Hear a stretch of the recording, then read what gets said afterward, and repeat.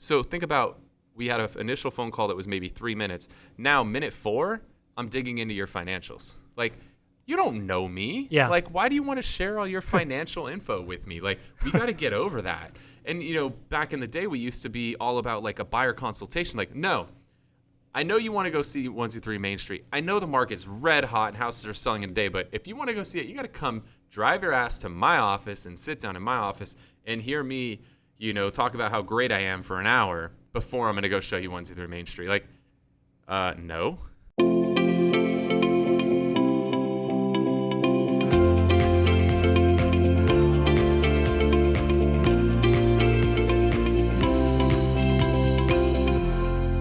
Welcome to the Whissel Way Podcast. My name is Kyle Whissel, your host with Whissel Realty Group and eXp Realty here in San Diego. My name is Bryan Koci, Media and Marketing Director at Whissel Realty Group here in San Diego. Good job. Thanks. Got it out. Thanks. I love it. The goal of our show is to give you the tools, techniques, tactics to go out and crush it in your business, whether that be real estate, mortgage, or really any business out there. The way that we like to do that is to answer the questions that you have for us. We don't like to guess what you want to hear about. We just listen to what you want to hear about. If you want to ask us questions, go to thewhisselway.com. You can ask your questions on there. You can join our referral network because we got a lot of people moving out of California. You can subscribe to the podcast, our YouTube channel, and find out about upcoming events that we have going on, like our Media Mayor Mastermind, which is a 16-hour course where we go super, super deep into video and share everything we've learned over the last 5.5 years of creating videos together. And you can join our Facebook group on there, which is another great place to ask questions and engage and find out about the fun stuff we're working on here in the office. Yep. That's what we got. So, Bryan, what is our question today? So today I've been seeing people, and this actually kind of comes from an experience you had as well.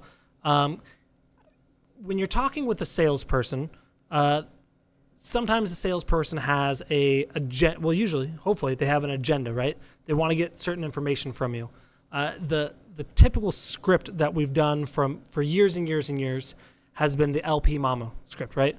And that's when someone calls and you talk to them, you want to learn about their location, their price, their motivation, their agent, their mortgage, and the appointment. Yeah. You want to do all of that. Yeah. We've been doing that. Yeah. We're connected with a few of these channel accounts, as you like to call them. I don't know if we're allowed to say them, so I won't. Can we? We just call them channel accounts. Channel accounts. Yeah. And part of these accounts is they coach us up on exactly what they expect to hear, what they've done tons and tons of research on, and they say, hey, cool, you're using your script, don't do it anymore. So very recently, we've killed LPMAMA. LPMAMA is dead. Yes. And we've switched to something else. Yep. What did we switch to and why did we do it? Yeah, well, let me tell you a little story real quick, and this will help you understand why LPMAMA is dead. So I came up with this analogy when I was speaking at an event in Las Vegas. And so think about when you're in Las Vegas and you want to play some blackjack. You got $100 bill, you walk up to a blackjack table, you put it on the table because you want to play blackjack. Well, if you walk up to the table to play blackjack and the dealer sees that you put the $100 on the table, but then the dealer proceeds to ask you, oh, so where are you from? What brings you to town? Blah, blah, blah. Oh, you guys, you got dinner plans? What are you doing? Any shows while you're here? Before they give you the chips. You're going to get pissed off. You're going to walk away, right? Like, you're going to be like, I want to play some freaking blackjack. Give me some chips and some cards. I want to play blackjack.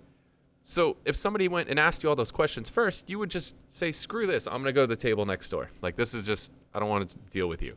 And you're going to get up and go to the next dealer because there's plenty of dealers out there. So you go to the next table, and what do? You put the $100 on the table. Dealer takes it, gives you some chips. You make a bet. They deal you some cards. And then they ask you, so what brings you to town? Where are y'all staying? Where are you coming from? Right? Got any shows you're going to see while you're here? Because you sat down at the blackjack table because you wanted to play some freaking blackjack. You're okay with a little conversation once you're playing, but you sat down because you wanted to play blackjack. Well, what we've done for a long time, and there was a time and place where this made sense, when this script was invented, and I don't know exactly who invented it. The first place I heard about it was Corcoran Coaching. Bob Corcoran was the ones who taught it to me, but it was like over a decade ago that I learned this script. We could all agree a lot's changed in the last decade. Yeah. We're in an on-demand society now. So when I sit down at a blackjack table, I want blackjack cards dealt to me. Well, when I go on Zillow, Realtor, Trulia, and I fill out a form and say I want to go see 123 Main Street, I want to go see 123 freaking Main Street. I don't want to tell you about the lender I've spoken to and how much I'm going to put down and if it's FHA financing and all of this other stuff. Like, I don't want all that. I just want to go see the damn house. Like, I look at, a consumer looks at realtors as kind of like a necessary evil. Like, they have to talk to us. But a lot of them put it off as long as they can until they're like, all right, I'm ready to go see this house. Connect me with a realtor who can show it to me. Well, if we know that what the consumer wants is to see the house, let's show them the damn house. Yep. We can backfill all the other stuff. But initially, let's just go show them the house. And statistically speaking, most people, 70% of people will work with the first agent they meet face-to-face with. So get out of your head, like, I don't want to go meet with people that I don't know if they're qualified, or I don't know if they're talking to another agent, or I don't know if this or that. Like, get that out of your head. You don't need all of that data. Just go meet with them. Because last time I checked, the title on my license says salesperson. I'm a salesperson. You get me in front of people, I'm going to sell, because that's what I do. That's my career title, is I am a salesperson. So if that's scary or intimidating to you, like, maybe you're not a salesperson. Maybe this isn't for you. So here's what the script is, and Zillow is the one who is the first to really, like, this one I can attach it to a source. Zillow did a ton of studies. They've listened to tons and tons of calls, and they came out with a playbook. And in that playbook, they came up with an analogy. It's called ALM, and it's appointment, location, motivation. That's all they want you covering on that first call. They found that if you do anything in addition to agent, location, motivation, appointment, location, motivation. If you do anything more than that on the first call, you turn people off, and they don't want to meet with you. They're not ready to do all of that yet. Just like you don't want to sit down at the blackjack table and get asked a million questions before you get dealt cards. They deal you the cards, then they ask you the questions. Show the house, and then ask the questions. So they want you, especially when it's these live transfer calls, which a lot of the different companies are going to. They're just going referral fee-based model. Here, we'll do the qualifying, or, we'll work the lead from top of funnel to middle of funnel until they're ready to go see a house. At the bottom of the funnel, we'll hand it off to you. So when you get on the phone with these guys, just ask them when they want to go see the house. Like, here's your brand new open when you take one of these live transfer calls. Hey, Bryan, this is Kyle with Whissel Realty Group. I saw you were checking out 123 Main Street here in El Cajon. When would you like to go see it? Tonight. That's it. Like, that's the open. Not how are you doing, all these other things. Just when do you want to go see it? Straight away, just go right for it, right? Just deal the damn cards. Just give them what they want. Then they recommend you follow up with a couple additional questions. One to determine location, one to determine motivation. So location, very easy, is what attracted you to the El Cajon area? I can afford it. Oh, cool. So it sounds like having a home that's affordable is important to you. Yep. Awesome. Okay. And in a perfect world, Bryan, when would you see yourself being in that new home? Probably the next 6 months. The next 6 months? Okay. Yeah. Awesome. Well, here's what I'd like to do, Bryan, is I'm going to get us set up to go see that home tomorrow at 4 p.m. I'm going to give the seller a call. Very important there. I'm going to give the seller a call. I'll get our appointment confirmed. As soon as I have confirmation, I'll give you a call back and let you know. Sound good? Sounds great. Perfect. Again, my name is Kyle. I'm with Whissel Realty Group. And just as a quick heads up, Zillow is going to send a little survey your way. Make sure that I addressed all of your concerns. Have I done that? Yes. All right. Awesome. So yeah, if you can give me a little thumbs up on that, I'd really appreciate it, Bryan. Again, I'll call you back as soon as I have that appointment confirmed. Cool. So that's your script, guys. Appointment, location, motivation, and then that's it. And now we kind of throw the S in there because if you guys are aware, there's a experience score that you're getting on Zillow, and that score is important. So if you make sure to do a little plug at the end about the survey they're going to receive, that helps. So appointment, location, motivation, and then survey. That's essentially what we go for. And the one thing that I said in there that's really important, this one little word change, is seller instead of listing agent. If you can stop using the word listing agent, you're creating an objection that doesn't need to be an objection. So don't say, okay, cool, I'll call the listing agent and I'll get it confirmed. Because as soon as you say that, you're making it abundantly clear to them that you are not the listing agent, which they may be assuming you are the listing agent. I don't want to make that a issue if it doesn't need to be. So when you just say, hey, I will give the seller a call and I'll get our appointment confirmed, I'll call you back, that's way safer than saying I'll call the listing agent. Because as soon as you say that, you're going to have a percentage. I would probably bet 25% of people are like, oh, wait, you're not the listing agent? Now you just created an objection for yourself that you have to overcome. So don't do that. And now here's what happens is now you do call the seller or their agent, set the appointment up, and then you call the client back. We'll call her Beth. Call Beth back and let her know, hey, Beth, good news. I've got us confirmed for 4 o'clock tomorrow. I'm super excited to meet with you. Just one, quick heads up. I want to go over how things work as we're going through this COVID society. The way that showings work today is there's going to be a little disclosure I have to have you fill out just stating you don't have corona, haven't been exposed to it, all that stuff. And then one other thing is that the seller requested that we provide them a copy of your pre-approval letter. Is that something that you could shoot over to me? And they say, yes, awesome. Go ahead. Here's my email address. Go ahead and shoot that over. If they say no, now is when you have that finance conversation. You're not doing it on the first call. You're doing it on the second call. Now they'll be like, oh, we haven't actually been pre-approved yet. Okay, cool. Have you had an opportunity to connect with the lender to explore your options? Like now you're having that conversation that you're probably having on the first call that's turning people off. Now do it on the second call because now you gave them what you want. You got them an appointment to go see it at 4 o'clock tomorrow. Now they're excited. And then the beautiful thing is now you're putting it on the seller because in most markets, a pre-approval is now required to even go see a home during COVID. So this is going to be a beautiful thing. This is going to be one of those blessings in disguise that comes out of COVID is I believe this will become the new norm. And even if it's not, right now in San Diego, our market's so hot. So if they wait until after they see it and they like it, you can, if you don't have that pre-approval, you could be setting up your client for a disappointing situation. So you're, again, just kind of like you said before, is you're adding in a objection. If you say the listing agent, I think not adding this in as well, you're setting up potential for not a happy ending.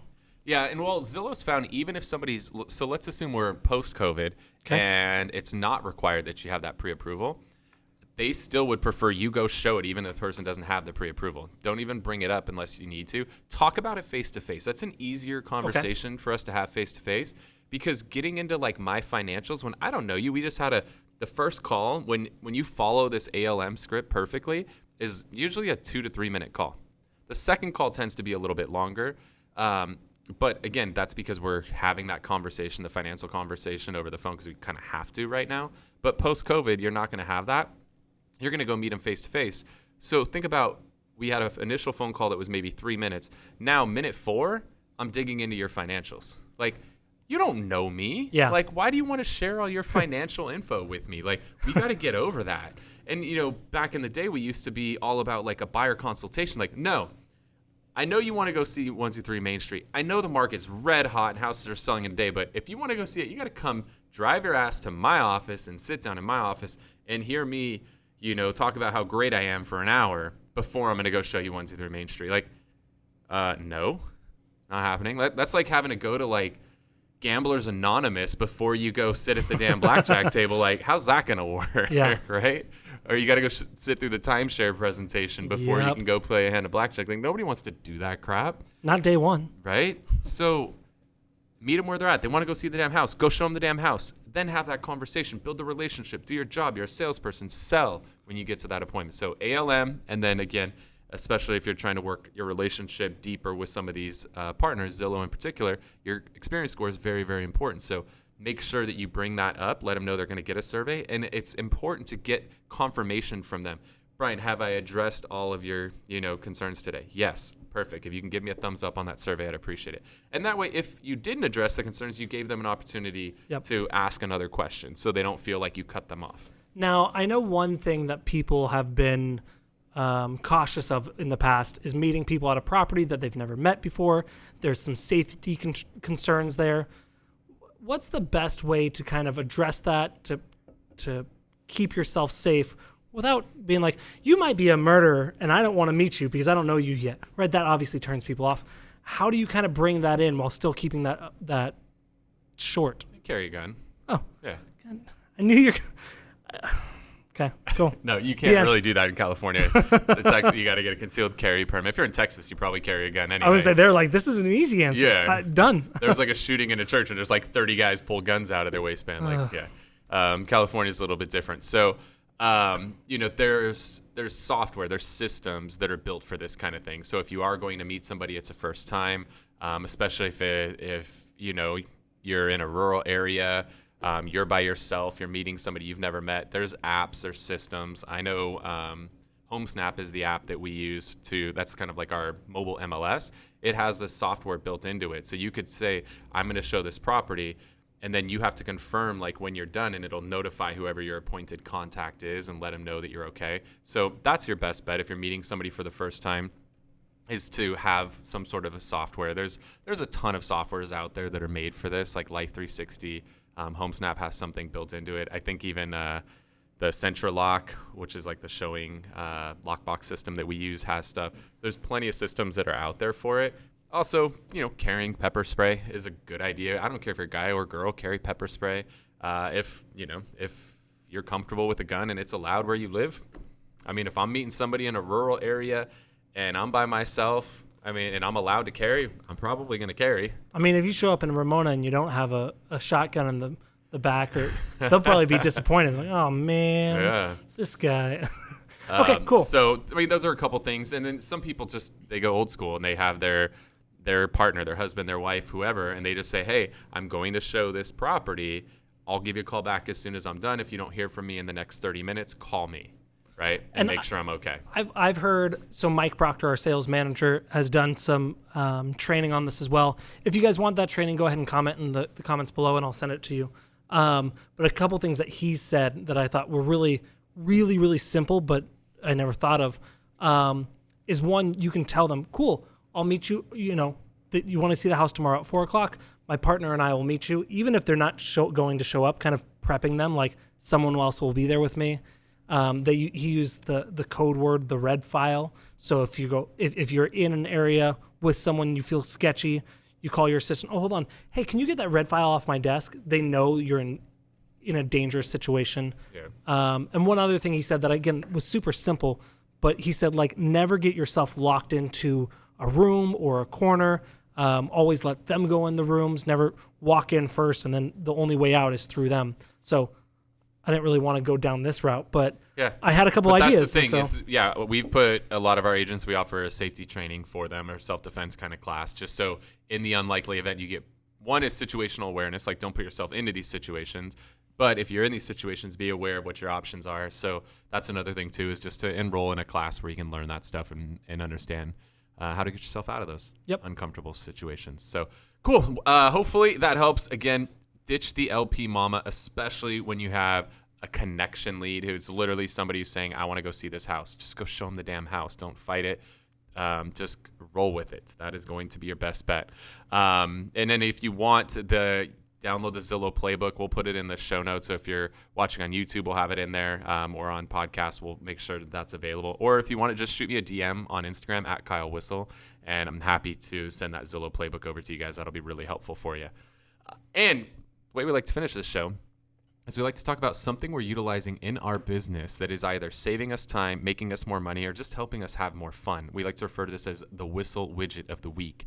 Bryan, I'm going to let you go first. Yeah, so my widget is a piece of gear that I don't use when I'm at home very often, but it replaces a piece of gear that I use at home when I'm shooting every time I go shoot. And so what this is a tiny travel tripod. It's about the same size as Kyle's water bottle.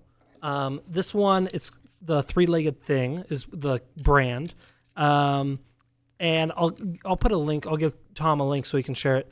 But this guy is probably a couple pounds, about a foot tall. But when it unfolds, it comes up to about 5 feet. And I've put my big Canon 5D Mark IV with my 70-200 on when Kyle and I go traveling to do speaking engagements that he does. I'll bring this guy, and it holds my camera just fine. Pretty impressed with it. Runs about $200.